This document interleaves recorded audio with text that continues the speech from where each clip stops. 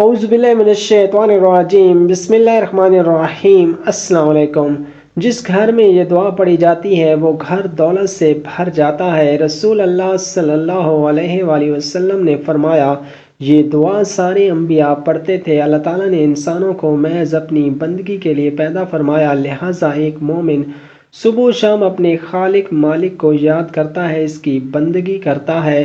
نماز اللہ کی عبادت بھی ہے اور اس کا ذکر بھی ایک قسم کا قلبی اور لسانی عبادت ہے، جس کا مقصد اللہ رب العالمین کی تعریف، توصیف، تقدیس اور بڑائی کو بیان کرنا ہے۔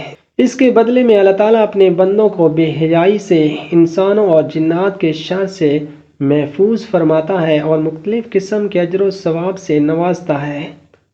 اللہ کا فرمان ہے، بے شک اللہ کا ذکر بڑی چیز ہے، یعنی اللہ کا ذکر کرنا بہت ہی عظیم چیز ہے۔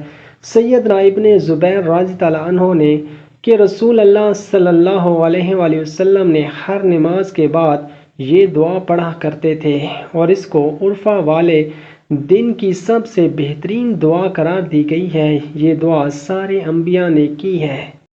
لا الہ الا اللہ وحدہ لا شریک لہ، لہ الملک و لہ الحمد وہو علی کل شیء قدیر۔ کوئی معبود عبادت کے لائق نہیں مگر اللہ اکیلا ہے، اس کا کوئی شریک نہیں، اسی کی ہے سلطنت، اسی کے لیے سب تعریف، وہ ہر چیز پر قادر ہے۔ تو اس کے گناہ بخش دیے جاتے ہیں اگرچہ سمندر کی جھاگ کے برابر ہوں۔ جو بندہ نماز کے بعد یہ کلمات پڑھتا ہے وہ ہمیشہ اللہ کی رحمت میں رہتا ہے۔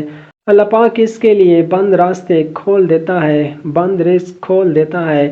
جنس انس یعنی کہ دشمنوں کے شر سے، ہر نقصان سے اللہ پاک اس کی حفاظت کرتا ہے۔ اللہ پاک اسے اپنی طاقت سے طاقت دیتا ہے۔ اللہ پاک اس پر اپنی مہربانیاں عطا فرماتا ہے۔ تو یہ بہت ہی پیارے کلمات ہیں، وہ کلمات ہیں کہ جو پڑھنے والے کو اللہ کے مزید قریب کر دیتے ہیں۔ نماز کے بعد یہ کلمات لازمی پڑھا کریں۔ ہمارے پیارے آقا صلی اللہ علیہ وآلہ وسلم یہ کلمات کثرت سے پڑھتے تھے۔ جب بھی نماز پڑھتے یہ کلمات لازمی پڑھتے تھے۔ یہ تمام پیغمبروں کی دعا ہے، یہ دعا تمام پیغمبروں نے پڑھی ہے۔ تو آپ اس دعا کو لازمی پڑھیں، اس کو شیئر کریں اپنے دوستوں اور رشتہ داروں میں، ویڈیو کو لائک کریں اور ہمارے چینل کو سبسکرائب کریں۔ جزاک اللہ۔